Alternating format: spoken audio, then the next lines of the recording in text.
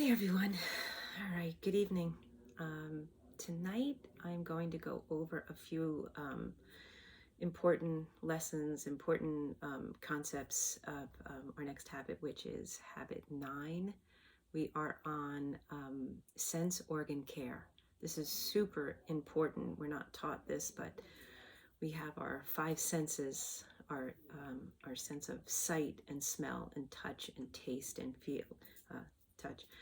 And this is how we perceive the whole outside world, and this is how the whole outside and inside become connected. Our outer world connected to our inside is how we perceive, like how we're perceiving what the actions on our body are, what we're how we're sensing things is really a like an enlightened path from the outside to the inside. So we take for granted, I believe, a lot. We're taught, of course, that the sense of smell and the sight, and how important it is to actually learn to use our senses, but to really use them wisely and to be able to have the longevity that we don't lose, our hearing later in life or our eyes later in life. The sight and the smell. Especially our hearing. As we get older, our hearing begins to go along with our eyes, hence wearing the glasses. But there are so many things that we can do that can bring this into balance and keep our senses stronger as we grow older. And a few things are super easy to follow, a couple care instructions that really help the longevity. And they also help with certain ailments or, different little things you might have going on in your body at the time. Super simple approaches to things. So again, our five senses, sense of they're connected to the five elements, of course, and that being our space, air, fire, water, and earth. And all of the elements make up all the parts of the body, the cosmos, the universe. We're starting to make this little connection here. I'm sure you're starting to get that I'm using these five elements for everything. And because we're all made of, every cell in our body is made of the five elements, which then through the process, we have our sense organs and then the sensory perception of this from this perceiving. So let's get into a little bit of, we'll go through the five senses. And again, back to the core elements, like we're building from our whole stack here, like we're habit stacking. We're starting to get together our first, five really important habits being, early or late to dinner, early to bed, start the day right, breath body practice. All of these things are going to add up to a better, deeper health. Our sense organ care is going to be the make or break of your health and really the longevity of your physical body. Probably not. The 5, the 6, the 7, the fundamentals are the strong. That's your root. That's going to be the development of your building blocks in your health. But paying attention and taking care of the five sense organs will just make life better as we grow older. It doesn't have to be that we can't hear so well, that we can't see. The sense of touch, super important to be able to feel and to heal, like we went through in our meditation practice. The sense of touch is the healing, and the sense of the sight. So what we bring in through our eyes, super important. So what we bring in through our eyes, our body, our senses, our mind, takes in this vision and it turns into matter, like perception, turns it into information and thought. So we find that our brain is working, but you know what? It starts with what we see. So let's start with this one, just because I kind of brought this one up first. So if you are looking all day long at bright lights or colors or fluorescent lighting, computer screens, blue screens, the dark screens, staying up late being on your computer, you're out just viewing so many things. Say you've had a very busy, active day. Your eyes are seeing all this, but your brain and the body is perceiving it all. It's taking it in. It's functioning through the process of what it saw and it actually has to make its way through the brain, through the nervous system, through all these sensory, pathways in our body. And we think, because we don't have to be cognizant of it during the day, everything that we see is just kind of not taken for granted, but we don't have to think about it. It's being processed all day long. But that process is so overwhelming these days. We're not out in fields seeing green and nature and farming, and some of us, are lucky enough to have both worlds, but we're more out of balance with all that's coming in on our sites with these screens. Our cars are computerized, our homes are computerized, all of our devices, even our appliances, like we're going through. So your sense of sight is taking all of this in all day long. It's processing it. It's taking in all of this information. So we think of our sight just as, as we grow older, we have to wear glasses and it just starts to deteriorate.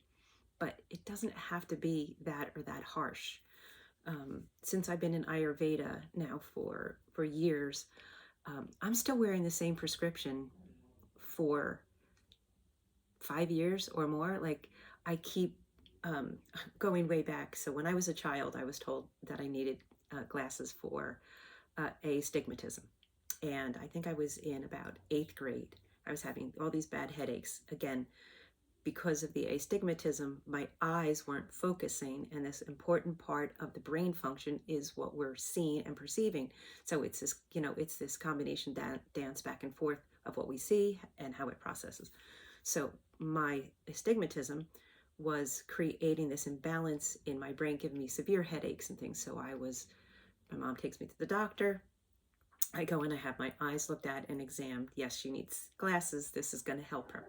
It's going to alleviate the headaches. My mom's like, she's only in 8th grade. What else can we do? My mom being the, the very, healthy, holistic person that she is.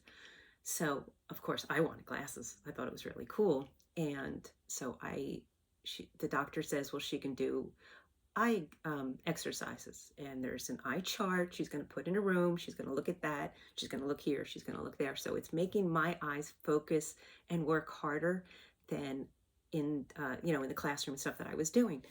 So I'm all disappointed. I'm all upset. My mother's making me do these exercises day in, day out. Well, guess what? It worked. I did not have to wear glasses until further on in high school, when it started to get worse because I was doing more. I was seeing more in school, different things. So I started just to wear these very light glasses in the classroom, going back and forth, looking at the front of the class to the back of the class to my book. So then I go through college, still kind of wearing them. Then again, all through young adulthood. So, but my eyesight, because now I'm like, all right, well, maybe these eye exercises working. So I continue to do that. And my prescription is not changing, like really, really tiny, tiny. And then finally, as I got older, as we all do, we have that slight eye deterioration that happens with age. And my eyes start to decrease a little bit. But I'm still wearing the same glasses that I wore 5 years ago, I think now, like the 1.25s or whatever reading glasses. So there are ways that we can help our sense organs just by doing practices that strengthen. So of course, Ayurveda and holistic health is all about strengthening through natural processes. So that's just one for the eyes, how you can do eye charts and different things to really help your eyes. And we'll go into the eyes a little bit further in. There's in our, I believe it's the Better Habits Guide, I think page 60 through like 67 or 68 have great exercises, readings, things that we can do to kind of go through all of the senses and try to help them and boost them, and processes and things that will improve the health of the senses. So back to the beginning. So our sense organs are not just there so we can hear and we can see and we can taste. We went through taste through a plant-based diet and different points. So there's the 6 taste, again, as they all improve digestion, health, every part of the body, as we, spoke of even last class. So we can get into that a little bit.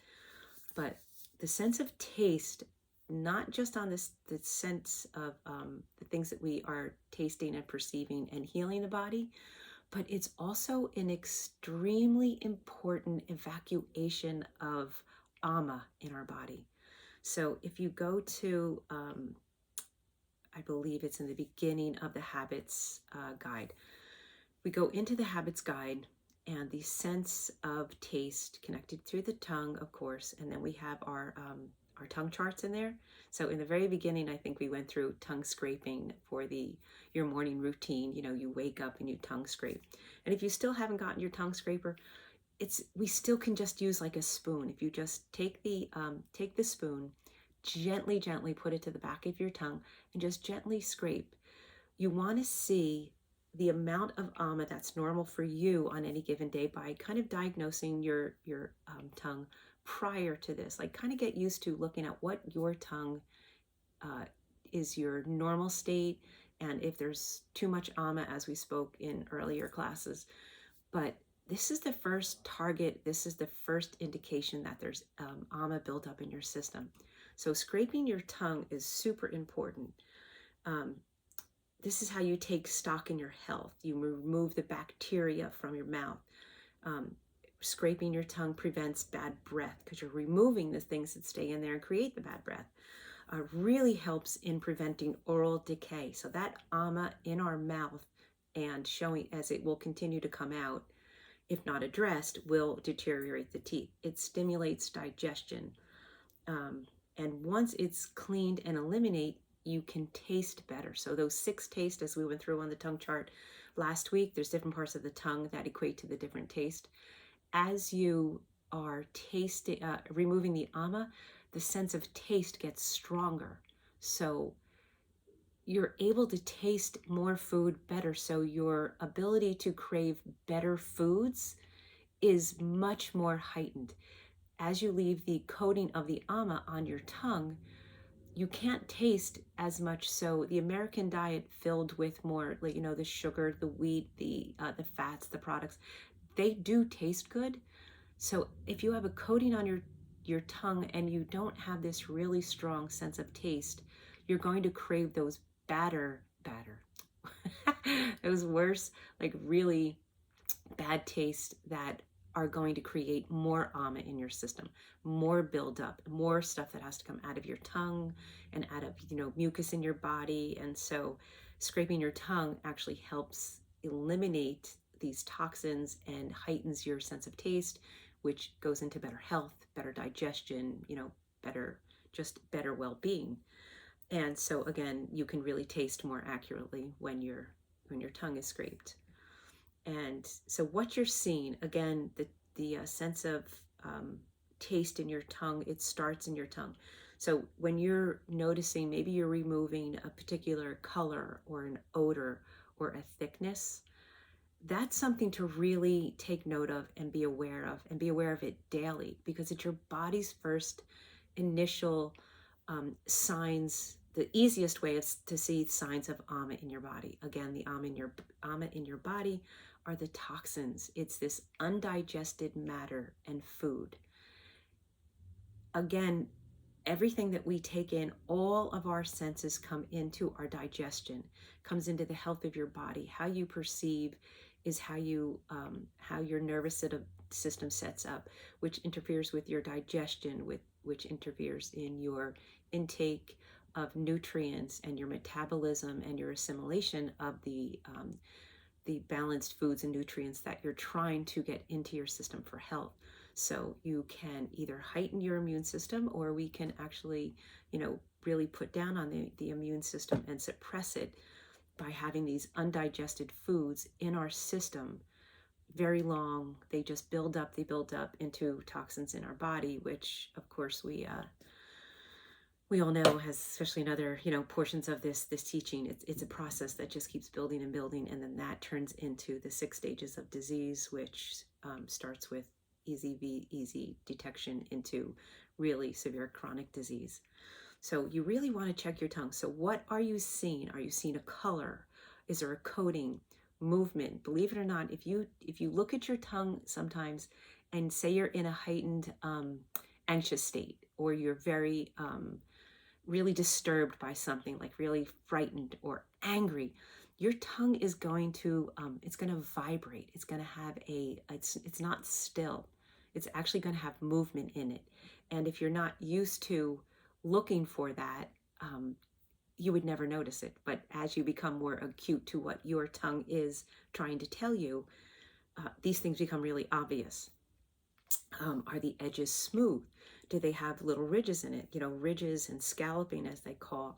That is usually malabsorption of nutrients. Dryness, that is very usually an imbalance of vata. So are we hydrated?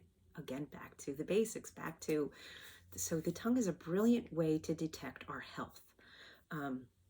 So does the tongue look healthy or unhealthy to you? Say a healthy tongue is more pink with a very light coating of white maybe on it.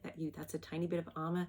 That's normal. That's your body just getting rid of the daily undigested nutrients, toxins, something in your body that are coming out, that it was not processed by your body, but in a more natural, this is an okay part, just a very light coating. Is it patchy? Are there irritations? Are there cracks? So some people will say right before they get sick, is it all mucousy and really heavy coated? That is a sign usually of an infection. You know, if you have those winter colds, flus, viruses, the tongue gets very gunky because the body is slowed down. It's not healthy. It's not digesting our foods and our nutrients. So that undigested food is going to come out and it's going to see on our tongue. But patches, irritations, as we went through in the beginning, so the pitta, that fire, that heat in the body, you could be having some kind of an external rash, or had an allergic reaction to something. And if the body is rashing, or the inside is overheated, or you're very agitated or irritated, the tongue can actually have red patches and things. Like, did you ever have a strep throat, or what is the one the kids get, the Coxsackie, the hand, foot, mouth? That's a virus, the bacterial virus coming out. And if you were aware of it at the time, you could detect it on your tongue immediately as it was beginning, as this process was starting in you. If you had the ability and the knowledge to check your tongue, you would perceive this, you would see this before it actually hit you full blown, and you could react and you could help yourself. So noticing your tongue and taking care of the sense of taste for your health is super important. So we have the eyes and the perception of everything in during the day, the body, the mind, then is going to connect the everything that came in that was undigested, say from our sight or the computers or too much. Again, we can see it in our eyesight, having headaches or irritation or eye strain, and then it affects the digestion. So then we can tell on our tongue what happened that day, kind of what has been building up maybe over days. So again, in the in the habits guide, as you go through, there's tongue diagnosis charts, and then we're actually going to go through, hopefully in class, we'll go through tongue charts, and there's some empty tongue charts in there, but there's the diagnostic charts that are really, really helpful. So it'll show you particular organs that are being affected. This is like deeper into undigested or illnesses within the body, and then it'll show the types of reactions that you can see in your tongue that coincide with what's going on in the chart. Per organ in the body is on a portion of your tongue. So those are pretty fascinating. I really have fun with that. And then again, we'll do an empty tongue chart, and if you're not too embarrassed, we'll do a little bit of a tongue check and see how everybody is then. And try it with your family, try it with your friends. Like, maybe get a little used to seeing other people in your family. Say maybe you're the mom and you have children to take care of, or even just your husband, your wife, someone. Get used to checking your tongue daily and seeing what your normal is, and trying to keep really close contact with how it's changing daily. Another really good practice for the sense of taste and oral care, just in general. Um, Anything, the bacteria in our mouth, if it's let to stay in there, it creates much more um, than just the coating on your tongue or the bad breath, but it can really deteriorate oral. Like all oral care in your mouth is super important because of our gums and our teeth, but it's the first stage of digestion, our tongue and in our mouth, and the bacteria, you want that at a really good balance. And again, our diets are so sugar laden, and they are, so processed with foods that are not familiar to the body. All of this within our mouth really creates disease, bacteria buildup that goes in through the system, of course, because it's in the mouth to start. So it's going to go down and channel into the body. So there's a beautiful practice in Ayurveda, and now I think it's pretty normal, even mainstream. Everyone is getting into this, thank goodness. So one I do every day that I really like, and it's oil pulling. And it's kind of hard to start, but once you start, you're going to love it. And so you would take, say,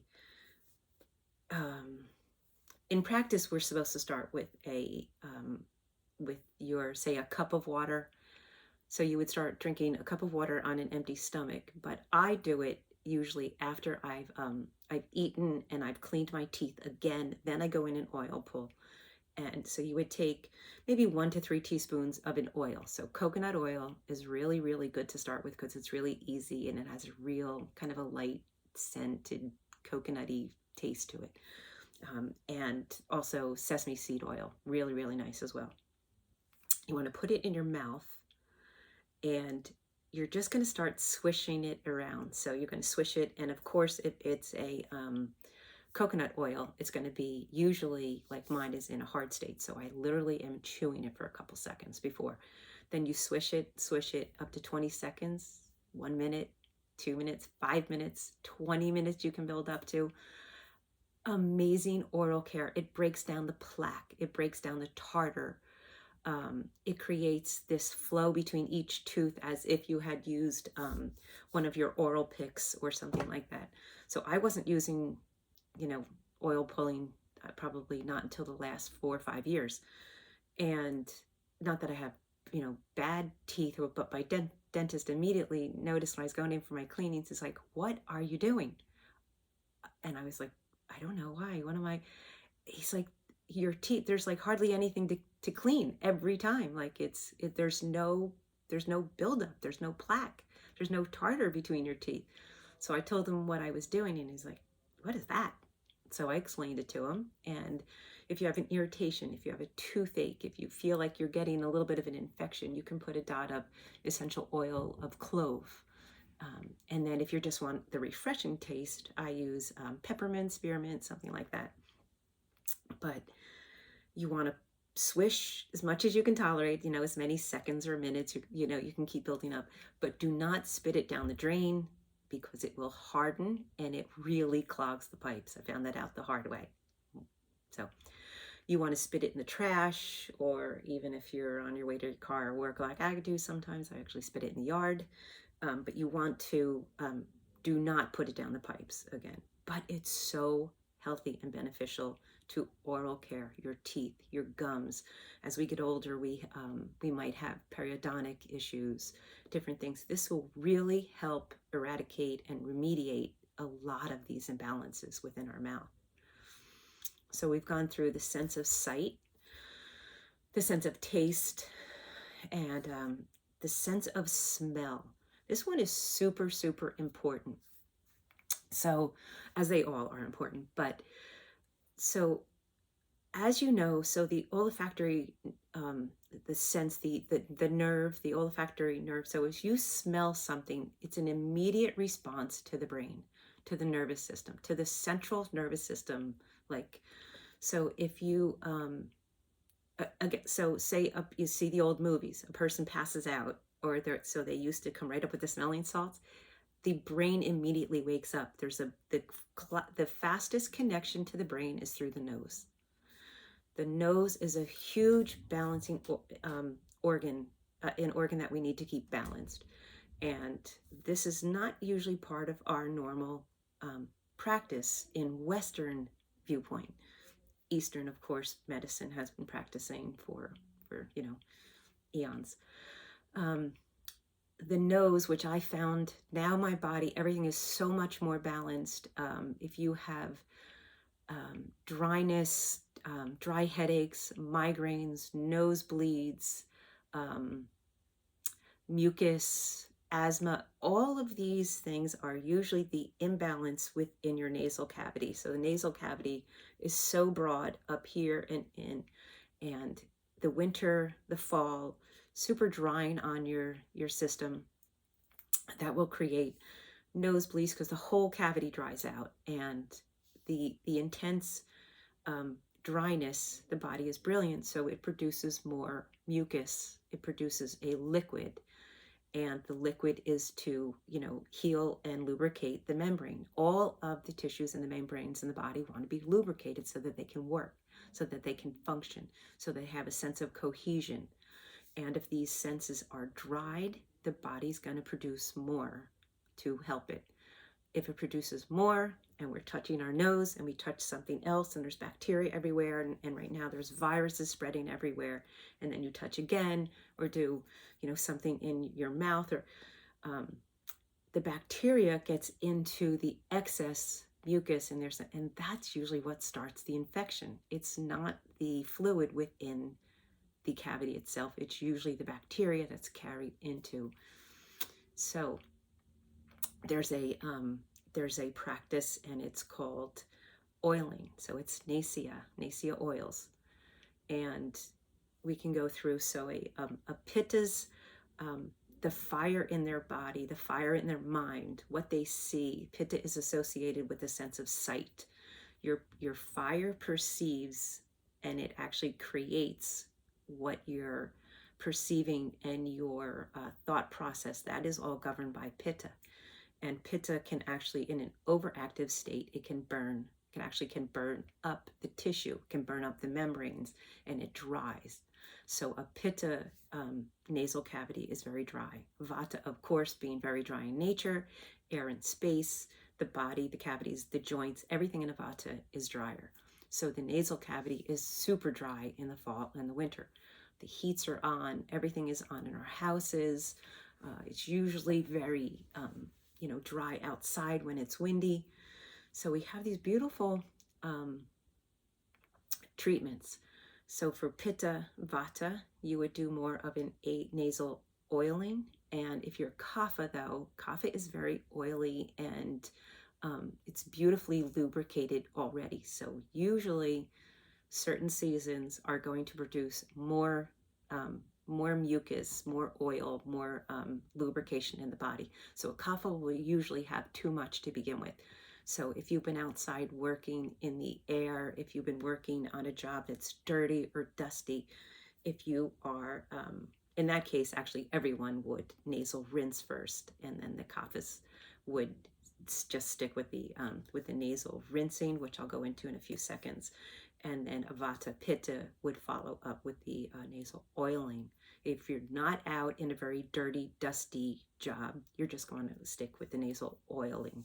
Super important. I do it actually every night before bed and every morning, again, after breathing in the dry heats of the winter time now. And we have a wood burning stove. My house is so dry, so dry. I actually have been having nosebleeds all winter. Almost every time I forget to do my oil pulling at night, I have a bloody nose in the morning. And my one daughter, she grew up having crazy nosebleeds, like super crazy. So she is pitta vata, intense, go fire. Her main focus is perfectionism, get it done no matter what it takes. Secondary vata, which is very dry. So my one daughter, extreme nosebleeds that would not even coagulate and stop. But if I'd known then to have her oil pull probably more often than not, we probably could have alleviated many of these really pretty severe nasal bleedings. So the sense of smell, again, reacts immediately to the brain. If the system is too dry, if we have a migraine associated with dryness or swelling, the sensory perception that we're going to get from the sense of smell is going to be inhibited. We're not going to be able to smell those spices or any scents that go in. So the sense of smell is super important to it's to calming or to healing or to getting the body excited. Maybe you might need to use a sense of smell to activate the body. Kaphas need a sense of smells to be heightened usually. Pitta, you want to calm them down and slow down. And Vata, you want to calm down and slow down. So the sense of smell is super important for balancing the doshas. We don't look at it this way, but it's a super, it's a really amazing healing modality to pay attention to the sense of smell. Nasal care, very important. So again, nasal care practices. It's called Nasya, and Nasya is, the benefits of Nasya are balance your mind and emotions. If your sense of smell can be reactive to what you are smelling, it will calm the emotions. It calms, the body, the mind, the spirit. Super important. It clears your nervous system. As I said, it's a direct connection. It's the fastest and most direct route to the nervous system is through the nasal cavity. You can optimize your breathing and the reactiveness to like a panic environment. The sense of smell can soften and calm your immune system, your panic in your nervous system very quickly. Along with, then it'll react and help the breathing. So the connection between the senses, the particular smells that you might be using to calm the body down, to then assist it with your breathing. It clears debris from your nasal passages. So like I said a few minutes ago, if you're out working and you're on a construction site, or you're mowing the lawn, or you're gardening, or you're grooming a pet, or you're out in a dirty, say you've been gardening all day, all of this dust and dirt, the nose is, one of the points of the nose and the hairs in the nose is to hold on to these things that are coming to your body so that they do not get in and processed in your body.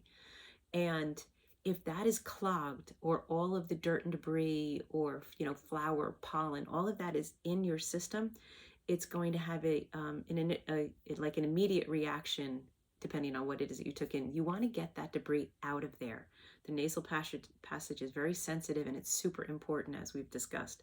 So if you were in those environments, you would want to come in and do your nasal rinsing and neti pots. I hope everyone is familiar with a neti pot. It's actually like filling your little neti pot with the salted water. You tip your head over. I think I have a video on that I can link, or I can do a demonstration. It is so important if you're in any of these situations to hopefully come home from work, come in from the garden, come in from a sport, wherever you are, and you want to neti pot. First, get the debris out, and then again, if you're kapha, you can stop there. Pitta Vata, good practice, start getting into using a Nasya oil. And I can do some links in the class notes. We'll do some links to a few that I like. Banyan Botanicals, super easy, Life Spa, beautiful oil mixtures that they make. And of course, it strengthens your immune system. All of the senses, when they're balanced, they start to build a more robust immune system. But the sense of smell, being that it reacts immediately to the nervous system, reacts right onto your digestion. So as we keep the nasal passages clear and cared for, we're boosting our immune system. So we were into the very beginning, into the eye care. So along with doing different practices for the eyes, there's a few very easy ones you could do every day. Say, take a break from the computer for a few minutes. If you're staring like I do all during the day, then I want to come home at night, do a little more research or do something. So I'm on my computer probably till about 9 o'clock at night. So in Ayurveda, we learned a couple really super, super easy ones. So this one, I love to do this one. Take a break from your computer. If you can, like even say every hour, every half hour at work, every few hours, as long as you remember to do it. It's eye cupping. So you're gonna rub your palms of your hands together. And this again is also in the habits worksheets. And just put your hands over, palm over your eyes, and just hold them there. And just relax. You can do it for a minute. You can do it for 2 minutes if you have the time. And just so as you calm your eyes and you warm your eyes, so your hands, you have all of the, you have so many marma points, energy points all in your hands, as we went through in the massage section. Within your hands, it relaxes your eyes, it relaxes your face, and it relaxes the ocular muscles in your eyes. So it actually soothes your eyes immediately. Palming is so good. It's so simple. As again, do this, take 10, 15 breaths, just relax. And if you can just sit there for a few minutes, it's an amazing practice. But another quick one to do, if you're at your computer and you're feeling like, a lot of people will feel an eye twinge that you get, so that's eye strain. The muscles in your eyes are getting overworked, overused. So you would only take 3 minutes, 2 minutes, and do figure eights with your eyes very slowly and like really, really like exaggerated dupes. So you've got your figure eight, super important. And then we were taught in school, look up really, really hard, like look up so that you feel like you're straining. And then don't look your head down or your head up or your head over to the side, only your eyes. So you're going to want to look up. I already put my head up. So look up, look down, look over, cross your eyes, bring it back. Look over, up again, look down again, and keep doing that to where it's actually like, sometimes when I look down, I can see like a vibration. That's eye strain. Your eyes shouldn't be doing that. But if you're on your computer all day, you're looking at, your iPhone all day long, your screen, then you're doing things. So you're going back and forth. Your eyes go through a lot all day long. And if you could just give them 2 to 3 minutes of care, they're going to last longer. They're going to be really friendly to you later on in life. And you're going to ease up on headaches and eye tension, eye strain, eye twitching, redness in your eyes. If you just are kind to them, I would say just be kind to your eyes, be kind to your senses during the day, be aware of them. And you really, really, really will help yourself later on in life. Like, things do not have to deteriorate as fast as they do. They do not have to be affected the way that they are. We can slow down the process. Ayurveda believes if we give it attention and we give it awareness, we can actually heal. So we went through, in massage, we really went into the sense of touch. So the skin, being the biggest organ in the body, is the sense of touch.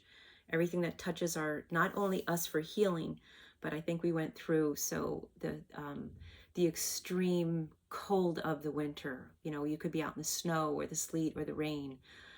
From there, you used to be able to go on vacation from that extreme cold and the wind and the dryness, and then you get to go on vacation and you immediately get exposed to the sun, and then you might get a sunburn. All of this on our body, it's the biggest organ of the body, and it intakes the most messages to the body. So you want to really, I'm not going to go back into all of it with massage and all that, but keep aware. Do I need oils? Do I need to cool the body? Like in the summer, get into physical water, jump in the water, take a cool shower midday, something to, cool down the skin or warm the skin up. So again, the sense of touch is the sense organ is our skin. The sight, the sense of sight, the sense organ is the eyes. The sense of smell and the sense organ is the nose. taste, the sense organ is the tongue and the ears. Super important. I love the ears. Ear care. Ear care is so beautiful. If you have ear aches, if you have ringing in the ear, if you are very vata aggravated activity, you have lots of tension, sensory organs. So I was telling someone the other day, think of all that you take in your ears all throughout the day. So all through your life, you are listening to loud things. We all put our earplugs in now so many hours of the day. When you were younger, or even, now, really, really loud music. So remember the times when you went to the concert and you woke up the next day, or if you went to the band, you went to a bar, and the next day your ears are still ringing. You did a slight amount of damage that day, that night, to your eardrums. If you were swimming all day long and you get water stuck behind your ear, and your ear feels like you're underwater for a day or two, there's usually some wax buildup. The water gets stuck behind. The water can have bacteria in it. This all gets in. Vata imbalance is very anxiety driven, very reactive to the body. The sense of hearing is very, very important to a vata imbalance because of the nervousness and the air in the space. There's a lot of air in the nasal cavity and space in respect to the 5 elements. So the cavity of the ear, as the sound goes in and it vibrates on the eardrum and it gives the brain that sense of what it hears so that we can understand and perceive what's going on. So again, it's the outside world being translated into something in the inner part of us through our eyes, our nose, our ears, our mouth, our skin. And if we really look at it that way, it's something we want to take care of. It's something we want to balance. It's something we want to keep in longevity, working to the best that we can. So a vata imbalance is very, as I said, it's very anxious. It's energy of air and space and movement. So all of this coming into the ears gets very unbalanced, it's very chaotic in our sense of hearing, and that the vibration in the ear reacts on the nervous system, reacts with vata, and very unbalancing to vata or very soothing to vata. So it's very important to pay attention to your hearing, to your sense of hearing. So Ayurveda has beautiful healing modalities, usually kind of directed around oils. And there is a beautiful, easy way to balance ear aches, vertigo, again, like just soothing the ears or cleaning the ears out, the summer ailments, just actually like laying down on your side, taking some warm sesame seed oil, back to the sesame seed oil, it's so good for you. Warm up a little, up to body temperature, get an eyedropper, and you just want to fill the inside cavity and just let it stay there for a few minutes. It's so soothing. It's so beautiful. Again, you just take the eyedropper, a little bit, put it in, let it go around maybe 94 degrees to say 98, just really nice body temperature. Have a towel ready. You can do it with a friend. You can do it to a child. If a child is really upset and really anxious, or you are yourself, soothing the ears and actually clogging the ears for a little bit in that beautiful warming sensation is so calming and soothing to vata. It makes you go inward, and it actually is comforting, like a warm blanket. Vata needs to be like kind of held and calmed and soothed. So again, just putting a little bit of sesame seed oil in your ear, leave it for a few minutes. You can have a dirty towel or a cotton ball ready. Just tilt your ear, out, let it get out. But really, really easy and really important. So pay attention. Maybe you are anxious. Maybe you had all those loud noises. Maybe you've been at a park with the kids all day. And to calm and to soothe, or even calm and soothe a child, it's really a beautiful practice to do oil pulling. Excuse me. Oil pulling too.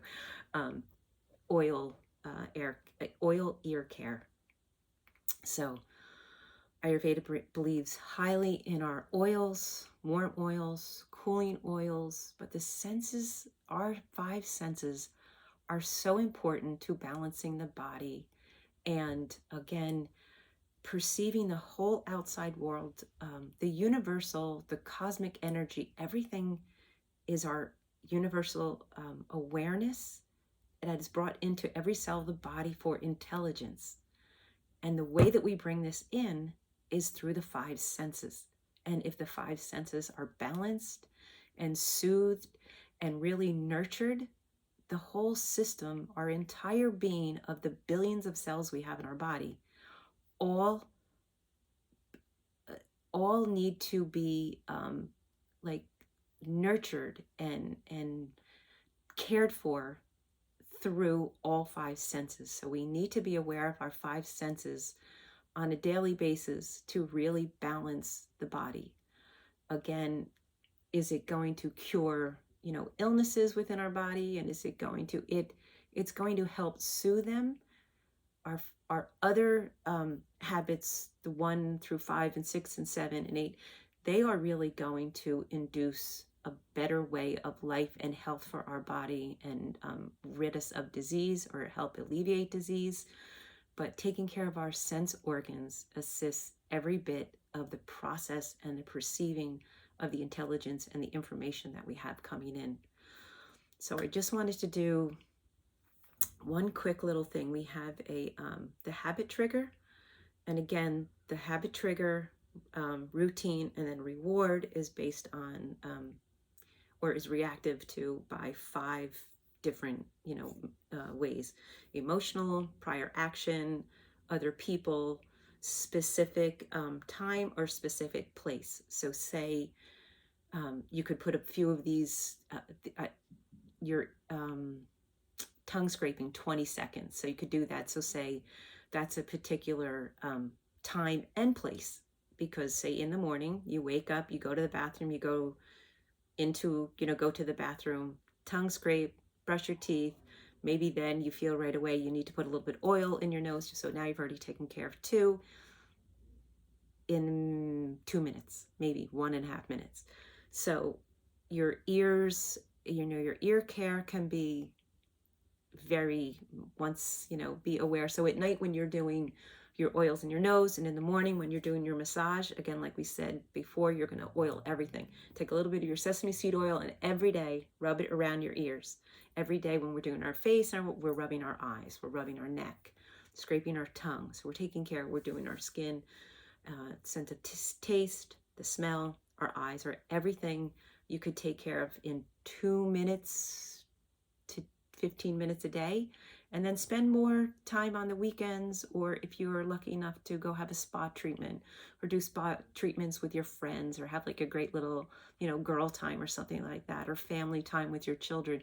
It's so important to teach the younger generation of the importance of oiling the body, sensory care. All of these habits are going to benefit us and all the next generation. So I'm such a strong believer in really understanding this and trying to get into this routine and then passing it on, like really getting this forward for the health of our own families and generations to come. So I just wanted to go over this. We'll go over more in our classroom settings, but I just wanted to make sure that we had a long kind of informational briefing here on the sense organs, and in Ayurveda, how important they are and how easy they are to care for, and that later in life we can still have a beautiful sense of smell and sight and touch and the whole body. Taste, very important, of course. Tongue scraping, I highly recommend tongue scraping. So that's all for the sense organs right now for care, and I hope you have a good night, and see you on the next video.